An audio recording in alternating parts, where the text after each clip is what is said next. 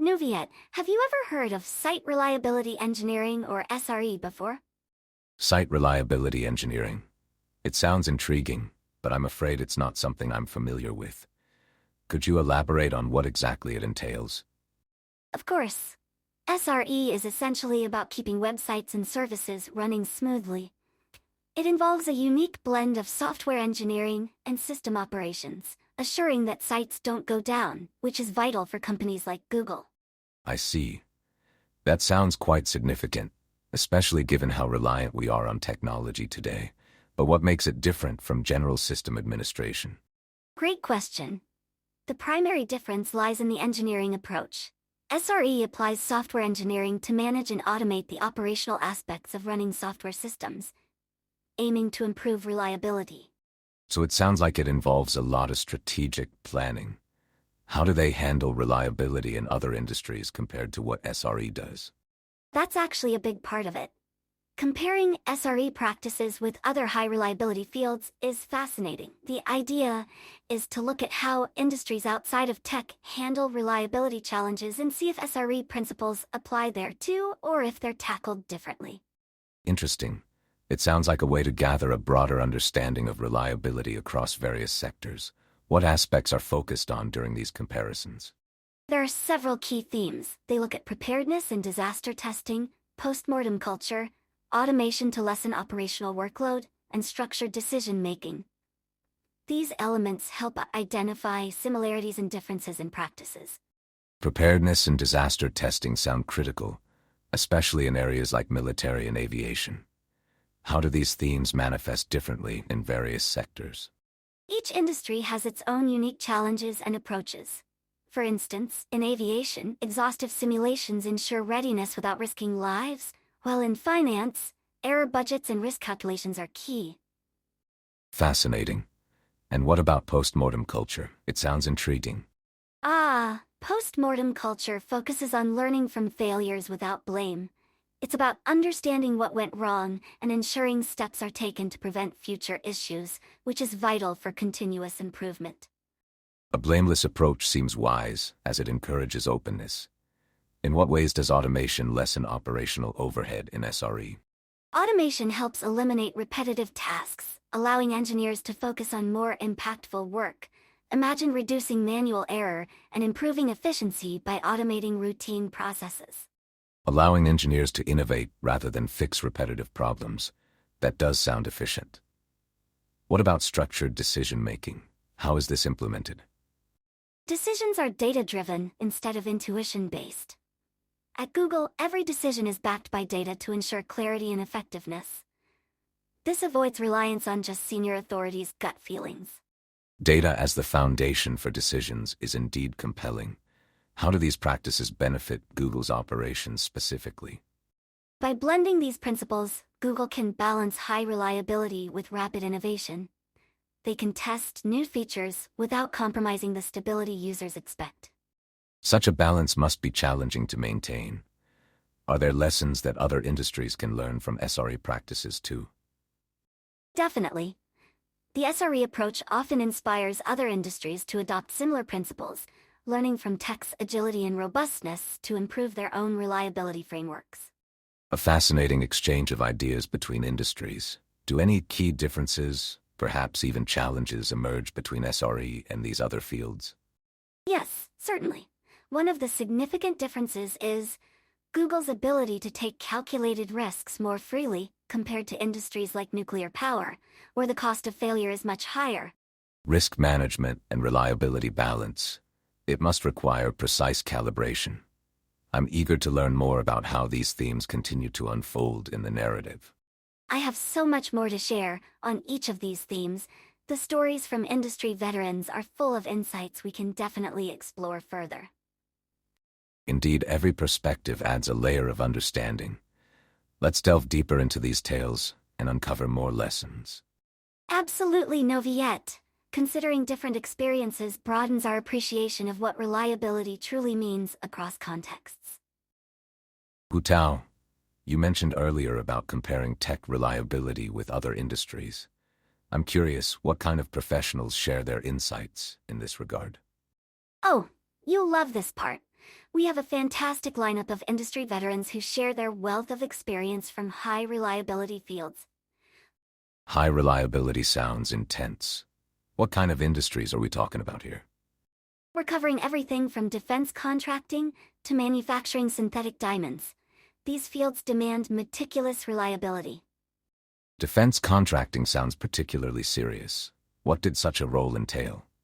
Peter Dahl, for instance, worked on high reliability systems for airborne and vehicle guidance. If reliability lapses, it could mean losing an entire vehicle. No pressure, right? Haha. A fascinating yet daunting responsibility. I can see how reliability is paramount. Exactly. And then there's Mike Doherty, who was a lifeguard. Reliability there is about saving lives every day, quite literally. Lifeguards, that's an unexpected but logical inclusion. High stakes indeed. What other professionals are involved? Eric Gross shared his experience in designing algorithms for refractive eye surgery, where precision is paramount due to government regulations and human risk. Surgery of any kind requires reliability. Were there industry veterans from other sectors as well? Absolutely. Gus Hartman and Kevin Greer reflected on telecommunication reliability, highlighting the critical E911 emergency systems. Telecom. Imagine if service reliability faltered at such dire times. It's unimaginable. Ron Hybe spoke about his time in medical device development, where even slight reliability issues can impact health outcomes. Medical devices demand absolute reliability. Any insights from the aviation or railway industries? Indeed. Adrian Hilton, who worked on military aircraft and railway signaling, talked about multi-million-dollar equipment losses and potential fatalities when reliability is compromised. The gravity of incidents in such industries must influence the engineer's mindset towards reliability. Yes, and Eddie Kennedy's synthetic diamond manufacturing experience stressed relentless safety due to extreme conditions. Certainly, and what about the financial sector or nuclear industry? They must have unique perspectives too. John Lee in finance and Dan Sheridan in the nuclear industry emphasized the severe financial and risk repercussions of failures. In finance, the ripple effect of reliability issues can be massive. Any examples from other fields involving strict operational strategies? Jeff Stevenson, a former submarine nuclear engineer, talked about stringent operational procedures to avoid catastrophic failures. Submarines embody such high-stakes reliability. Finally, were there insights from sectors where human control is equally vital? Matthew Toya's air traffic control experience really highlighted this, as system malfunctions could endanger lives. Air traffic control is a linchpin. Lives hang in the balance. These experts must provide invaluable insights into applying SRE principles. Their diverse experiences give an exceptional perspective on refining reliability strategies in SRE, aligning deeply with its core themes. Is there a unifying theme they advocate when it comes to reliability, given their varied backgrounds?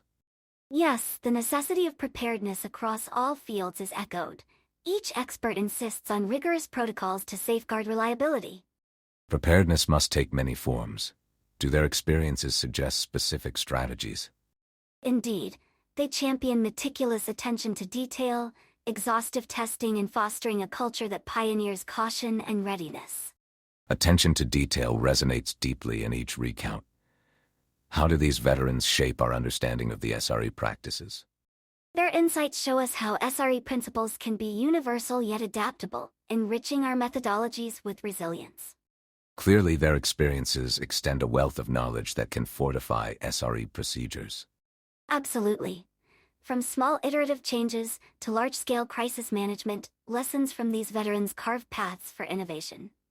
It's intriguing to see how fields with stringent reliability demands tackle challenges that also face the tech industry. Walking with these experts through their stories is like holding a compass set towards better reliability practices. I look forward to exploring how each insight can enhance SRE and bridge the lessons between these crucial industries. Hu Tao, you've piqued my interest with this talk of preparedness and disaster testing across industries. What specific strategies do they use to ensure reliability? Glad you're curious, Neuvillette. Let's dive into it. Each industry we explored places a strong emphasis on safety focus. It's always the starting point. Safety first, of course. How do they implement such a relentless focus on safety? Well, Eddie Kennedy from the manufacturing realm mentioned how every management meeting started with a safety discussion. Everyone is encouraged to speak up about anything that seems off. It's about creating a culture where safety is everyone's responsibility. It's impressive how integrated safety is. Are there examples of how industries pay attention to detail? Absolutely. Jeff Stevenson from the U.S. Navy shared that the smallest tasks, like lube oil maintenance, were treated with utmost diligence, because a tiny mistake could lead to massive failure. Such attention to detail is crucial. How do industries handle capacity management, especially under unpredictable conditions? In telecom, Gus Hartman talked about swing capacity. They use mobile telecom offices to add capacity during emergencies or big events like the Olympics, kind of like having a backup plan on wheels. A mobile solution sounds ingenious. What about simulations or live drills? Do they play a significant role? Oh yes, simulations are huge. For example, in aviation, they use hyper-realistic simulators because live testing would be too risky for equipment and passengers. That makes sense. Accurate simulations ensure preparedness without endangering lives. Exactly. And in the nuclear navy, Jeff Stevenson explained how live drills are conducted religiously each week to prepare for real situations, despite involving actual equipment breaking under controlled conditions. The Navy's dedication to routine drills certainly reinforces preparedness. How do they approach training and certification in these contexts? Training and certification are absolutely critical. Mike Dougherty, who was involved in lifeguarding, mentioned exhaustive training and periodic recertification to ensure lifeguards are always ready to respond. Rigorous training seems vital across the board. Do they focus on gathering detailed requirements as part of the preparedness? Yes, indeed. Eric Gross from the medical devices industry highlighted the need for detailed design documents. They gather specific requirements from both users and maintainers to make systems foolproof. An intriguing practice. Do these industries employ any unique methodologies for defense in depth? Definitely. In the nuclear power industry, defense in depth is about redundancy, having layers upon layers of protective systems to prevent failures from escalating. It sounds like a sophisticated strategy. Each layer functions as a safety net. Precisely. These industries prep themselves thoroughly because, as they say in SRE, hope is not a strategy. A powerful mantra indeed. The breadth of their preparedness is quite enlightening. And there's always more to explore about how different sectors adapt and implement even the smallest details of these themes for maximum reliability. It's fascinating how each sector tailors these strategies to their unique risks and challenges. Absolutely. And understanding these nuances strengthens our ability to innovate in delivering reliable services. I appreciate the insights into how such industries prepare for unprecedented scenarios. It's clear they leave no stone unturned. Exactly. Every detail is scrutinized, whether it's a mock lifeguard rescue or a nuclear navy drill.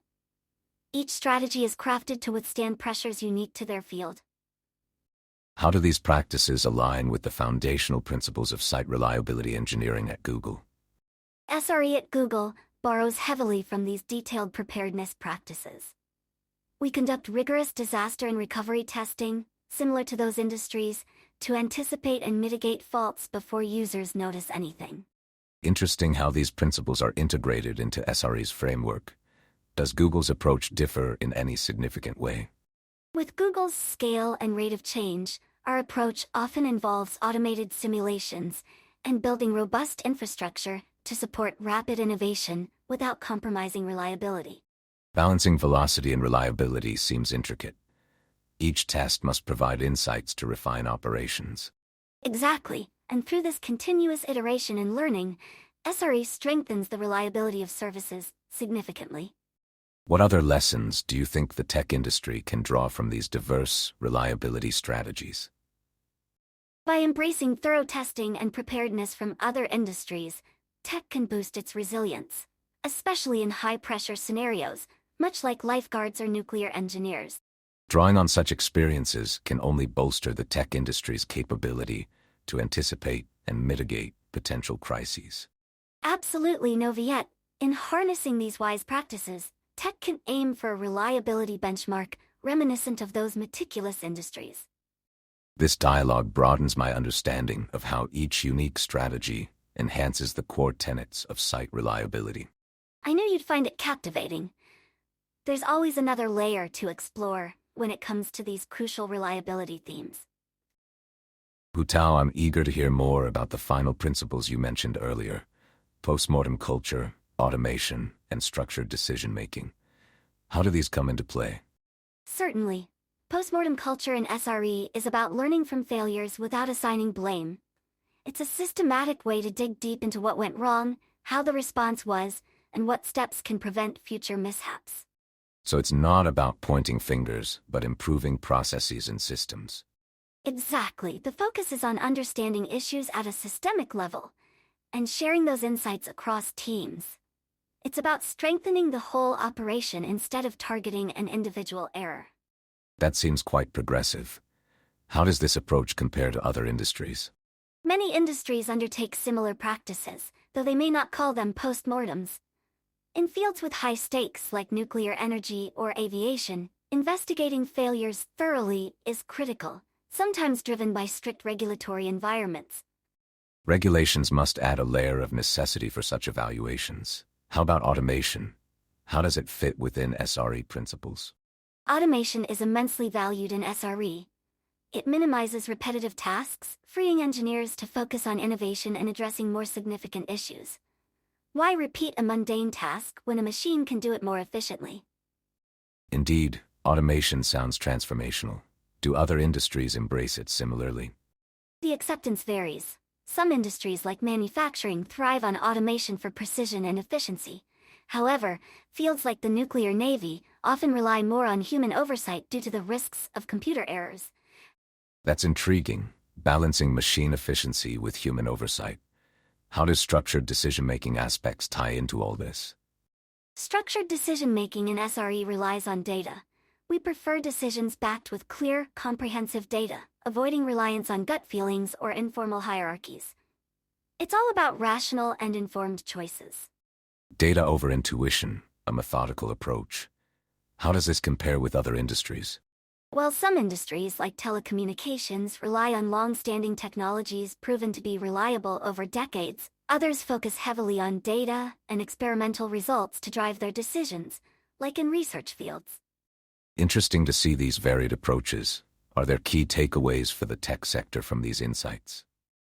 For sure, key takeaways include adopting a methodical approach to understanding failures through postmortem culture, automating where feasible, and making data-driven decisions to enhance reliability. It seems like a well-rounded strategy. Does Google particularly benefit from these principles? Absolutely. Google balances cautious reliability with rapid innovation. Although our stakes differ from those in nuclear or aviation sectors, the need for reliability remains high. Balancing swift innovation with solid reliability is surely challenging. What enables this balance? A mix of thorough testing, automation, and flexible error budgeting helps. We aim for a culture that doesn't shun calculated risks, but manages them wisely. That's quite insightful. And how do you see these principles influencing the larger tech industry? These principles can guide the tech industry towards more resilient and adaptable systems, fostering environments where innovation and reliability coexist harmoniously. A harmonious blend of both worlds, quite an aspiration. How do you think the future will shape with these adaptations? The future holds a tech landscape populated with systems that are not just built to work but to thrive, learning continuously from failures and successes alike. The advancements are exciting to imagine. Could the current principles evolve with time? They definitely will. As systems grow more complex, so too must the strategies to manage them, but the core will always be reliability and adaptability. It's heartening to see such a commitment to perpetual improvement.